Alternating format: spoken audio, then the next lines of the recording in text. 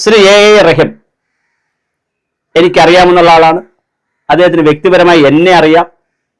ഞാൻ അദ്ദേഹം ഡിവൈഎഫ്ഐയുടെ ഒരു സംസ്ഥാന നേതാവായിരുന്നപ്പോൾ ഡിവൈഎഫ്ഐയുടെ ഒരു ക്യാമ്പിൽ ഞാൻ പരിസ്ഥിതിയെക്കുറിച്ച് ക്ലാസ് എടുക്കാൻ പോയിട്ടുണ്ട്.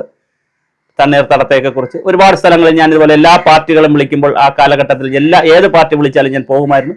മിക്കവാറും എല്ലാ പാർട്ടികളും RSS, BJP, കോൺഗ്രസ്, CPM, മുസ്ലിം ലീഗ്, കേരള കോൺഗ്രസ്, എല്ലാ DYFI, SFI ഇങ്ങനെ എല്ലാ പാർട്ടികളും എന്നെ വിളിച്ച് ക്ലാസ് എടുപ്പിച്ചിട്ടുണ്ട്, എൻ്റെ പ്രഭാഷണം വെച്ചിട്ടുണ്ട്. പിന്നെ മാത്രമല്ല ഈ റഹീമിന്റെ ഭാര്യ അമൃത ദൂരദർശനിൽ ആങ്കറായിരുന്നു, ഇപ്പോഴും ആണ്. അവരെയും നല്ല പരിചയമാണ്. ഞങ്ങൾ ഒരുപാട് ഇന്റർവ്യൂവിൽ ഞാൻ ഗസ്റ്റായി പോവുകയൊക്കെ ചെയ്തിട്ടുണ്ട്. റഹീം വളരെ സാധാരണ കുടുംബത്തിൽ ജനിച്ച് വളരെ സാധുവായി നല്ല രാഷ്ട്രീയ പ്രവർത്തനം നടത്തുന്ന ആളാണ്. നല്ല നേതാവാണ്. DYFIയുടെയൊക്കെ വലിയ നേതാവായ ആളാണ്. പിന്നെ പഴയ കാലമല്ലാത്തതുകൊണ്ട് കുറച്ചുകൂടെ വേഗത്തിൽ കയറി വരാൻ പറ്റും. പിന്നെ ഒരു മുസ്ലിം ന്യൂനപക്ഷ സമുദായത്തിൽപ്പെട്ട ആളാണ്. പിന്നെ ഗ്രൂപ്പ് രാഷ്ട്രീയമൊക്കെ ഉള്ള കാലമാണ്. അപ്പോൾ പെട്ടെന്ന് കയറി വരാൻ പറ്റും. അല്ലെങ്കിൽ ഇത്രയും പെട്ടെന്ന് കയറി വരാൻ പറ്റില്ല. എന്തായാലും കയറി വന്നു. അതൊക്കെ പോട്ടെ, അത് അദ്ദേഹത്തിന്റെ ഒരു ഗുണം കൊണ്ടും മെരിറ്റ് കൊണ്ടും കയറി വന്നു. പക്ഷെ അദ്ദേഹം വക്കീലാണ്. ബേസിക്കലി LLB പഠിച്ചിട്ടുണ്ടെന്നാണ് അറിയുന്നത്. പിന്നെ PhD എന്തോ ചെയ്തിട്ടുണ്ട്, അത് കംപ്ലീറ്റ് ചെയ്തെന്ന് എനിക്കറിയത്തില്ല. പക്ഷെ അദ്ദേഹം വക്കീലായിട്ട് പോയിരുന്നെങ്കിൽ എങ്ങനെയായിരിക്കും ഇത് പ്രാക്ടീസ് ചെയ്യുക? ഞാനും നാട്ടിൻപുറത്ത് ജനിച്ച ആളാണ്. എൻ്റെ ഇംഗ്ലീഷ് ഭയങ്കര പ്രശ്നമാണ്.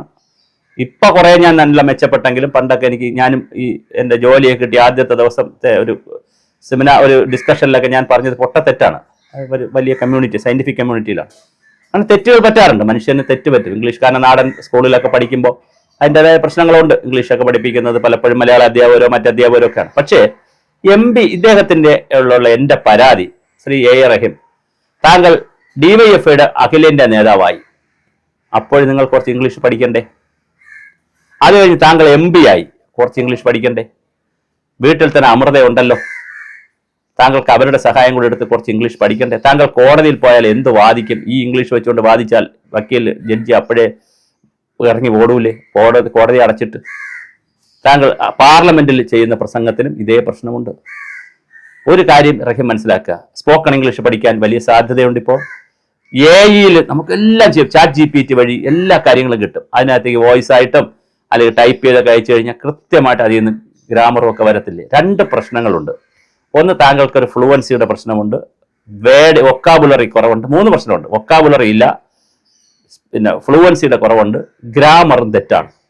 ഇത് 3 പ്രശ്നങ്ങളുണ്ട്. അപ്പോൾ അതിൽ 2 പ്രശ്നങ്ങൾ ക്ലിയർ ചെയ്താൽ 3ാമത്തെ പ്രശ്നം ക്ലിയർ ചെയ്യാൻ പറ്റും. ഒന്ന്, വൊക്കാബുലറി കൂടുതൽ കിട്ടണം. അപ്പോൾ ഇംഗ്ലീഷ് ഹിന്ദു പത്രമൊക്കെ ഒന്ന് വായിച്ച് കുറച്ച് സമയം കണ്ടെത്തുക. യാത്രയിലൊക്കെ ഒരുപാട് യാത്ര ചെയ്യുന്ന ആളല്ലേ, നന്നായി ഇംഗ്ലീഷ് പഠിക്കാൻ പറ്റും.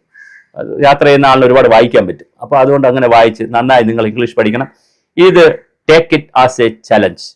ഇതൊരു വെല്ലുവിളിയായിട്ട് ഏറ്റെടുക്കണം. നമ്മൾ ജീവിതത്തിൽ വെല്ലുവിളികൾ ഏറ്റെടുക്കുമ്പോഴാണ് നമ്മൾ വലിയ ആളുകളാകുന്നത്.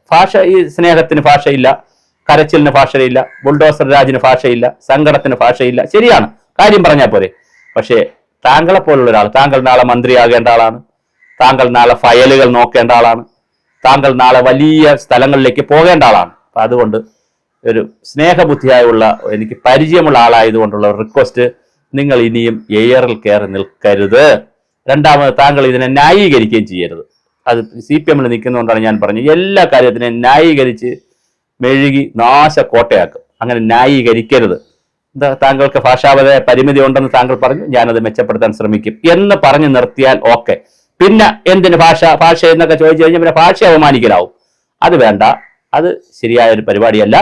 അതുകൊണ്ട് താങ്കൾക്ക് ഇത് വളരെ സത്യസന്ധമായി, താങ്കളുടെ കുറ്റമല്ല. ഒരു നാട്ടിൻപുറത്തെ സ്കൂളിൽ പഠിച്ച്, സാധാരണ സ്കൂളിൽ പഠിച്ച് MP ആയത് വലിയ കാര്യമാണ്. അതുകൊണ്ട് ഞാൻ താങ്കളുടെ കൂടെയാണ് ഈ വിഷയത്തിൽ. താങ്കൾ ദയവായി കുറച്ച് ഇംഗ്ലീഷ് പഠിക്കുക. ChatGPTയുടെയും AI കാലമാണ്. AIയും ChatGPTയും പിന്നെ അതുപോലുള്ള സംവിധാനങ്ങളൊക്കെ ഒന്ന് ഉപയോഗിച്ച് നന്നായി ഒന്ന് ഇംഗ്ലീഷ് പഠിക്കുക. ആദ്യം വൊക്കാബുലറിയും ഗ്രാമറും കൊണ്ടുവരാൻ നോക്കുക. സ്വാഭാവികമായിട്ട് സ്പീച്ച് വന്നോളും.